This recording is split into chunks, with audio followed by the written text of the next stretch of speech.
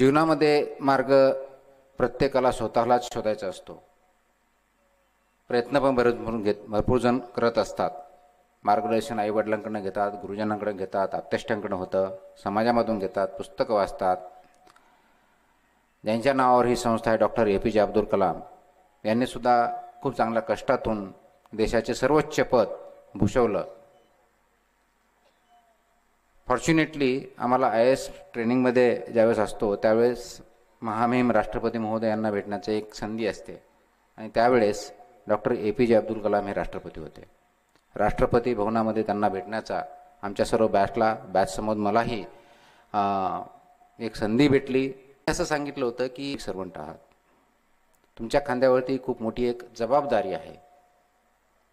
ही जबाबदारीला तुम्ही कर्तव्य म्हणून पार पाडाल तर 99.99% लोक जसं करतात तसंच तुम्ही काम कराल. कारण जॉब किंवा जबाबदाऱ्या आपण पार पाडत असतो. तुम्ही फक्त एक जॉब IAS म्हणून, IPS म्हणून किंवा कुणी, आपण शिक्षक असू, आपण अधिकारी असू, आपण आईवडील असू, आपण विद्यार्थी असू, एक माणूस म्हणून असू, सर्वात महत्त्वाचं म्हणजे माणूस म्हणून. तर आपण जन्माला येतो, मोठं होतो, आईवडील आपल्याला मोठं करतात, शाळेत जातो, शाळेतून शिकतो, ग्रॅज्युएशन होतं, नोकरी लागते किंवा धंदा करतो किंवा शेती करतो, लग्न करतो, मुलं बाळं होतात, परत आपण आजी आजोबा होतो आणि शेवटी मरतो. हा सर्वसाधारणपणे निसर्गाचा नियम. त्याप्रमाणे जन्माला आलो, या जगात काही दिवस, काही महिने, काही वर्षे राहिलो आणि मृत्यू पावलो. हे जगणं म्हणजे मनुष्य प्राण्याचं, तुमचं आणि माझं, हे इतर जनावरांपेक्षा किंवा प्राण्यांपेक्षा वेगळं कसं? हा प्रश्न तुम्ही आणि आम्ही सर्वांना विचारला पाहिजे. म्हणून तुम्ही ज्यावेळेस एखादा IAS म्हणा किंवा कोणताही एक माणूस म्हणून जगामध्ये जन्माला आल्यानंतर तुमचा जॉब किंवा कर्तव्य, माझे आईवडिलाचे कर्तव्य मी करते, मी शिक्षकाचं कर्तव्य मी करतो, विद्यार्थ्याचं कर्तव्य मी करतो, संस्था आमच्या मित्रांनी काढली ते संस्थेचं कर्तव्य करतात. कर्तव्य जवळजवळ सर्वजण करत असाल, कमी जास्त प्रमाणात, योग्य अयोग्य प्रमाणात करत असतील. परंतु तेवढ्या पुरतं सीमित राहिलं तर ते मेकॅनिकल होऊन जातं आणि मग त्याच्यातून नवीन काही घडतं किंवा चांगलं काही घडतं अशी शाश्वती नसते. जे चाललंय ते चालत राहील. आणि असंच जर चालत राहिलं असतं तर 21व्या शतकामध्ये आज या ज्या युगात आपण राहत आहोत त्याला चौथी औद्योगिक क्रांती ज्यावेळेस घडते माहिती तंत्रज्ञानाची, त्या युगापर्यंत आपण आलो नसतो. आपण अजूनही त्या दगडांच्या स्टोन एजमध्येच राहिलो असतो. त्याच्यातून आपली प्रगती झाली कारण फक्त प्रत्येकाने स्वतःचा जॉब किंवा कर्तव्य केलं नाही, तर त्याच्यापुढे जाऊन प्रत्येकाची स्वतःची एक वेगळी भूमिका बजावली, रोल परफॉर्म केला. ती भूमिका समजून घेणं आणि त्या दृष्टीनं वाटचाल करणं म्हणजेच नेहमी आपले स्वतःमध्ये आणि इतरांमध्ये बदल घडण्याचा प्रयत्न करणं, ही भूमिका आपली महत्त्वाची आहे.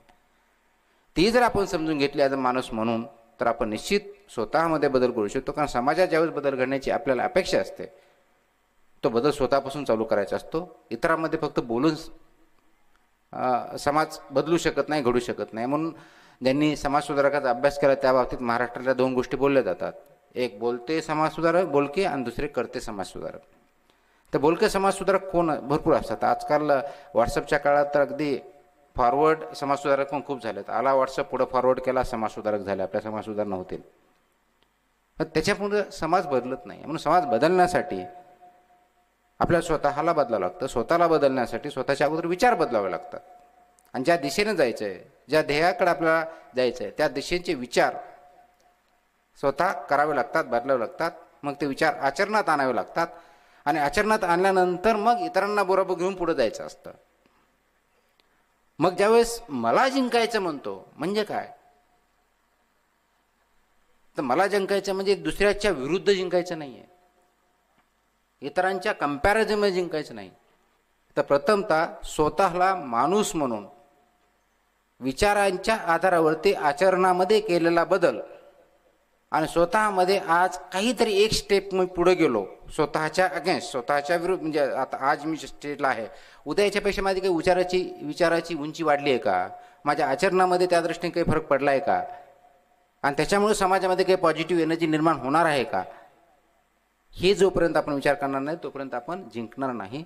म्हणून तुम्हाला जिंकायचं असेल, मला जिंकायचं असेल, समाजाला एकत्र जिंकायचं असेल तर प्रथमतः आपण स्वतःच्या विचारावरती जिंकायचा प्रयत्न करा. आणि हे जोपर्यंत जिंकायचा प्रयत्न करणार नाही तोपर्यंत दुसऱ्याने सांगितलं म्हणून आपण कर्तव्य बजावत बसू, कदाचित 10वीत पास होऊ. जसं आता ज्या व्यक्तीचा सत्कार झाला त्यांनी एक अहमदपूर पॅटर्न तयार केला. ज्यावेळेस त्यांनी पॅटर्न तयार केलं त्यांना हे माहीत नव्हतं अहमदपूर पॅटर्न काय किंवा लातूर पॅटर्न काय. हे त्यांनी झाल्यानंतर ते नॉमेनक्लेचर तयार झालं की नाही, महाराष्ट्रातून प्रथम येण्यासाठी लातूरच्या शाळा कॉलेजला किंवा अहमदपूरच्या शाळा कॉलेजला जावं लागतं. तो आज आहे का अस्तित्वात? ऑलमोस्ट शून्याकडे चाललाय. का? कारण दुसरा काहीतरी पॅटर्न तयार झाला. कारण तसं असतंच तर फक्त लातूरमध्येच सगळे मेरिटमध्ये आले असते, तसं होत नाही. परंतु त्याची सुरुवात कोणी केली? नवीन सुरुवात. त्यांना माहीत नव्हतं. त्यांनी फक्त ध्येय पछाडलं होतं की मला सर्वात जास्त मार्क भेटतील, कसे भेटतील, त्यासाठी अभ्यास कसा करावा लागेल, उत्तर कसं करावं लागेल, लिहावं लागेल, ह्या गोष्टी त्यांनी अभ्यास केल्या, त्या अंगीकारल्या आणि त्या सिद्ध झाल्या. म्हणून त्याला पॅटर्न म्हणलं जातं. तुमचा आणि माझा पॅटर्न काय? मनुष्य म्हणून तुमचा आणि माझा पॅटर्न काय? मी शिक्षक झालो, शाळेत गेलो, क्लासेस घेतले, घरी आलो, रिटायर झालो, पेन्शन घेतलं, घरी आलं. आता पेन्शन पण भेटते की नाही, नवीन पेन्शन योजना हा वेगळा प्रश्न. काय माझा पॅटर्न काय? मी काय असं वेगळं केलं, कॉन्ट्रीब्यूट केलं की ज्याच्या माध्यमातून काही नवीन विद्यार्थी घडले, त्याच्यामुळे काही कुटुंब घडले, समाजामध्ये काही 2 विचार चांगले पेरले गेले. मी IAS झालो, IAS होऊन महाराष्ट्रात भेटलं, मी कलेक्टर झालो, मी कमिशनर झालो, मी सेक्रेटरी होईल, मी आणखी काहीतरी होईल, आणि एक दिवशी रिटायर झालो. काय केलं? 10 ते 6 काम केलं, आलेल्या फाईल क्लिअर केल्या, काही डिसिजन घेतले, गेले. सर्वच करतात. वेगळं काय? समाजामध्ये बदल घडणं किंवा दिशा देणं ही आमची भूमिका नाही आहे का? ॲज अ पब्लिक सर्वंट आहे. माणूस म्हणून माझी भूमिका नाही का? आहे का? मग ते आम्ही करतो का? हा प्रश्न आपण स्वतःला विचारायचा. आणि म्हणून आपल्यामध्ये बदल घडवण्यासाठी ही स्वतःची सुरुवात स्वतःपासून करावी लागेल. आणि हे करत असताना आपलं ध्येय काय हे स्वतःला अगोदर ठरवावं लागेल. म्हणून बऱ्याच वेळेस असं होतं की मला जे जमलं नाही ते माझ्या मुलांनी करावं. मला कलेक्टर होता आलं नाही म्हणून माझ्या मुलाबाळांना, अरे हो बाबा, ते आता तुकाराम मुंडे झालेत ना, ते भारतातून 20वे आले होते ना, ते सुद्धा जिल्हा परिषद शाळेत होते, मग तू पण ये. अरे बाबा, तो तुमचा मुलगा आहे आणि तुमचा मुलगा नसून तो एक व्यक्ती आहे. तुकाराम मुंडे आहे. चांगले वाईट जे काय असेल ते आहेत. प्रत्येकाचं एक अस्तित्व आहे, एक विचारसरणी वेगळी आहे. त्याला इंडिव्हिज्युअल काहीतरी बनवू द्या ना. मी जर म्हटलं नाही मला अब्दुल कलाम व्हायचं, APJ अब्दुल कलाम, शक्य आहे का? नाही आहे. काहीतरी युनिक पर्सनॅलिटी आहे. मग त्यांना ठरवू द्या, त्यांना मार्गदर्शन करा.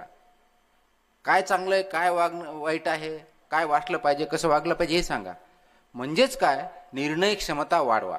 आपण निर्णय क्षमता न वाढवता त्यांच्यावर दुसऱ्यांचे निर्णय थोपवतो, ही सर्वात मोठी चूक.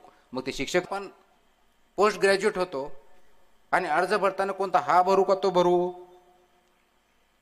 हा जर प्रश्न विचारत असो, आज हे काम करू का ते काम करू, तर निर्णय क्षमता तुमच्याकडे नसेल तर आपण फक्त पुस्तकाचे किडे जर म्हणलो तरी आपण माणूस म्हणून किंवा समाज म्हणून काही करू शकणार नाही.